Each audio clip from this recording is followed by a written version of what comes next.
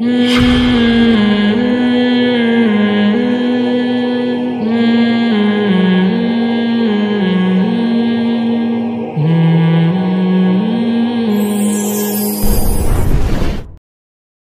ایک مسجد بنائی تھی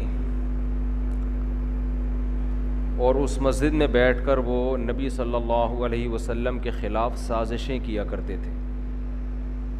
تو اللہ نے نبی صلی اللہ علیہ وسلم کو حکم دیا کہ آپ یہاں کبھی بھی نماز نہ پڑھیں، اور اس کو نام دیا مسجد ضرار، نقصان پہنچانے والی.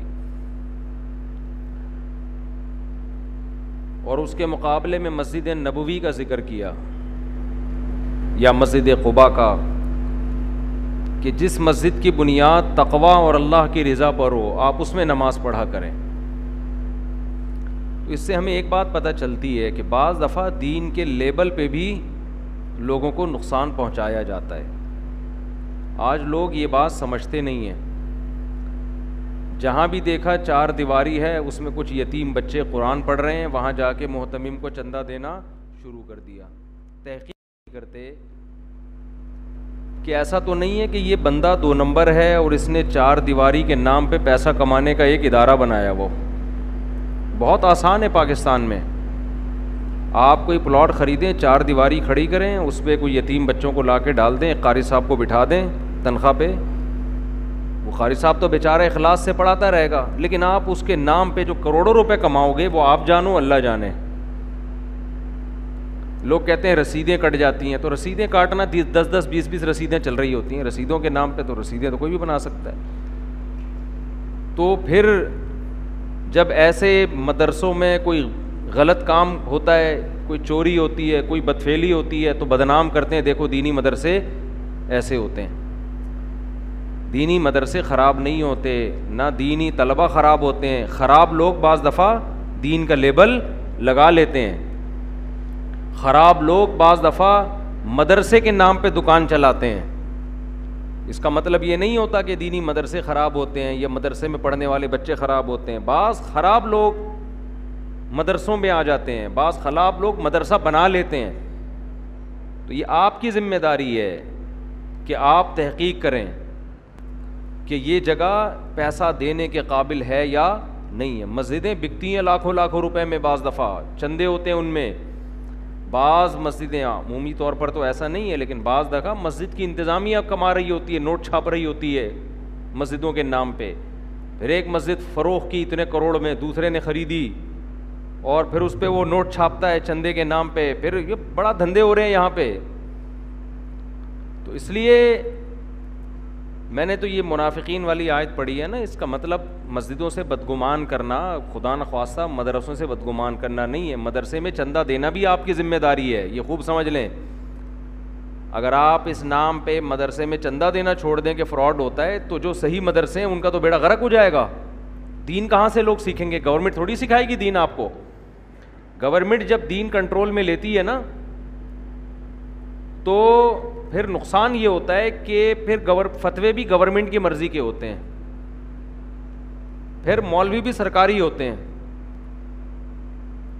گورنمنٹ سے علماء کا اچھا تعلق پیدا کر لینا یہ برا عمل نہیں ہے، لیکن بعض دفعہ اس کے سائیڈ ایفیکٹ یہ ہوتے ہیں کہ پھر آپ کی زبان آپ کی نہیں رہتی. پھر گورنمنٹ اپنے مطلب کے لوگوں کو اوپر لاتی ہے جو ان کے مطلب کی باتیں کریں، اس سے بعض دفعہ دین تبدیل ہو جاتا ہے. تبھی آپ دیکھیں ہمارے جتنے بڑے بڑے ائمہ تھے نا، مجتہدین، جنہوں نے ریسرچ کا کام کیا ہے، عام طور پر انہوں نے اپنے آپ کو سرکاری عہدوں سے بچایا ہے.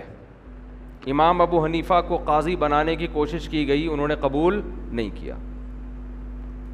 وجہ کیا تھی کہ اللہ ان سے بہت بڑا کام لے رہا تھا. 50% امت اب تک ان کو فالو کر رہی ہے، پہلے تو 50% سے بھی زیادہ. تو اگر گورنمنٹ کا عہدہ قبول کر لیتے اور خلیفہ گن پوائنٹ پہ کوئی فتوے دلوا دیتا تو امت کا ان پر ہمیشہ کے لیے اعتماد ختم ہو جاتا. لیکن اس کا یہ مطلب ہرگز نہیں ہے کہ اگر کوئی گورنمنٹ لیول پہ پہنچ چکا ہے تو آپ اس کو حکومت کا پٹھو کہنا شروع کر دیں. جب تک آپ کے پاس یقینی دلیل نہ ہو، محض علامتوں سے کسی پہ فتوے دینا جائز نہیں ہے. اہل حق علماء میں بہت سے ایسے بھی گزرے ہیں جو باقاعدہ سرکاری عہدوں پہ گئے ہیں اس نیت سے کہ اگر ہم نہیں گئے تو کوئی 2 نمبر چلا جائے گا. یہ بھی بہت ہوا ہے. اس کی پاکستان میں مثالیں ہیں. کچھ ایسے سرکاری ادارے بنے, حکومت نے صحیح علماء سے رابطہ کیا, صحیح علماء نے گورنمنٹ کو لفٹ نہیں کرائی, وہ 2 نمبر لوگوں کے ہاتھوں میں چلے گئے.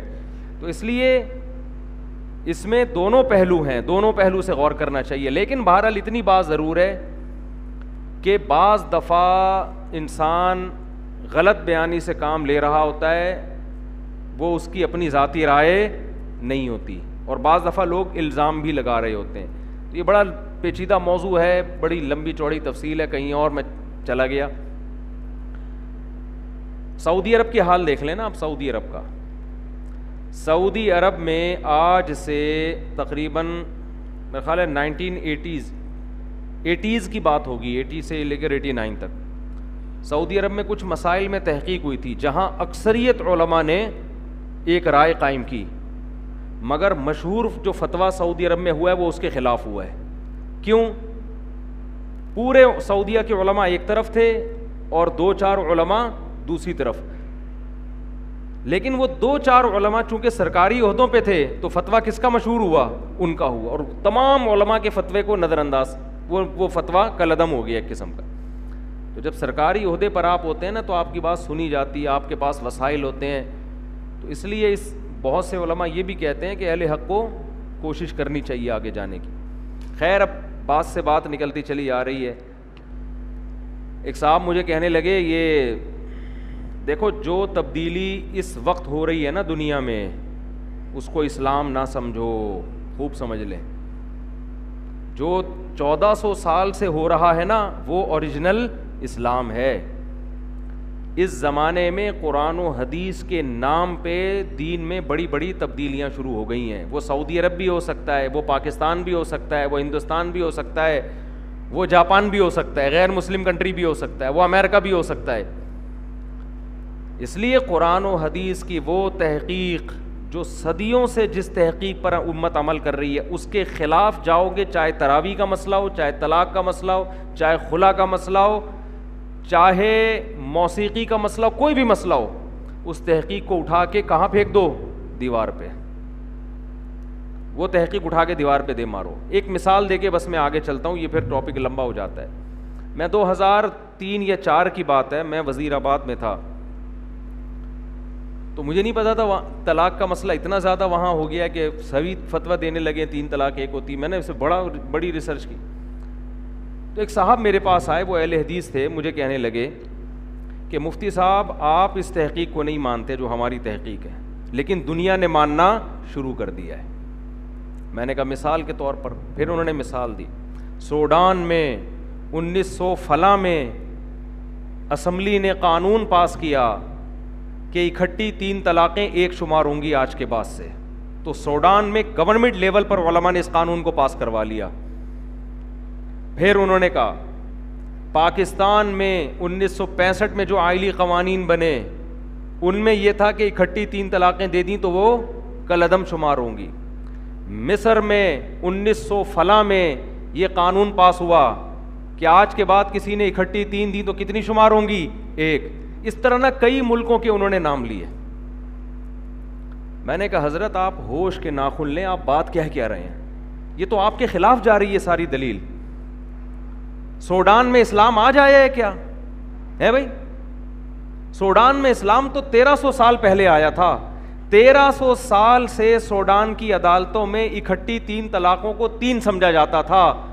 1960 یا 70 یا 65 یا 20ویں صدی میں آ کے ان کو کیا قرار دیا جا رہا ہے؟ 1.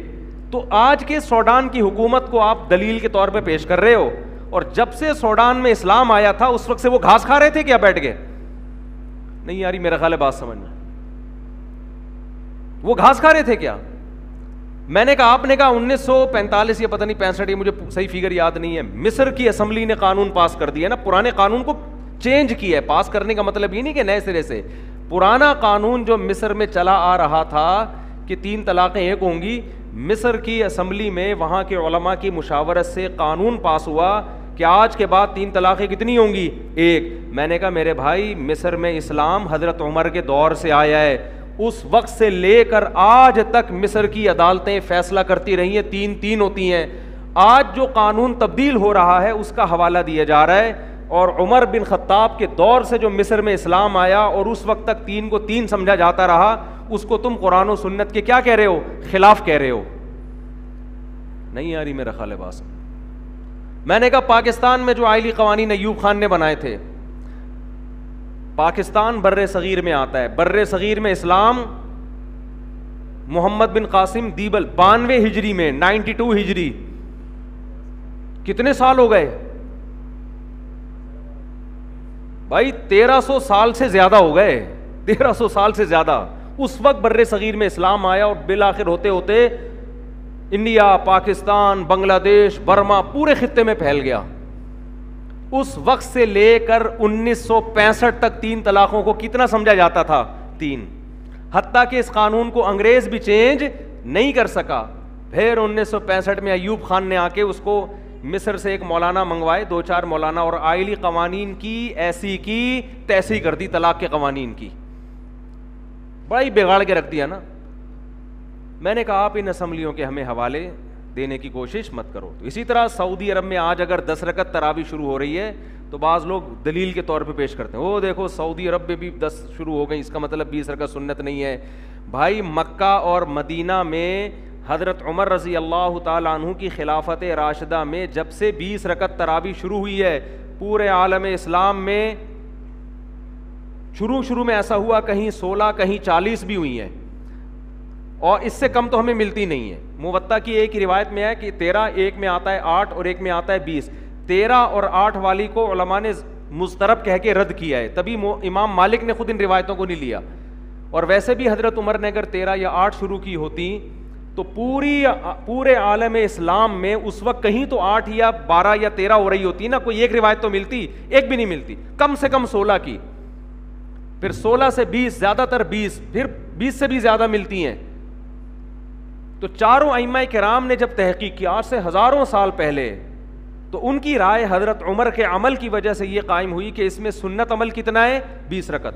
اس وقت سے لے کے مسجد نبوی اور مسجد حرام میں آج تک سن 2021 تک, آج تو 22 ہے نا, پچھلے سال کرونا تھا, اس سے پہلے سن 2020 تک کتنی رکعتیں تراویح ہو رہی ہیں, 20 رکعتیں سنت سمجھ کے. آج اگر حرم میں ہمیشہ کے لیے بھی 10 ہو جاتی ہیں تو میرے بھائی اسلام وہ ہے جو قدیم ہے, قرآن و سنت کی وہ تشریح جو پہلے علماء کر چکے ہیں, پوری امت اس پر. آج کی تشریحات پر ہمیں اعتماد نہیں ہے. آج حکومتوں کے دباؤ ہوتے ہیں, آج مفادات ہوتے ہیں, کسی پہ ہم الزام نہیں لگا رہے. آج بعض دفعہ سوچنے میں غلطی کرتا ہے.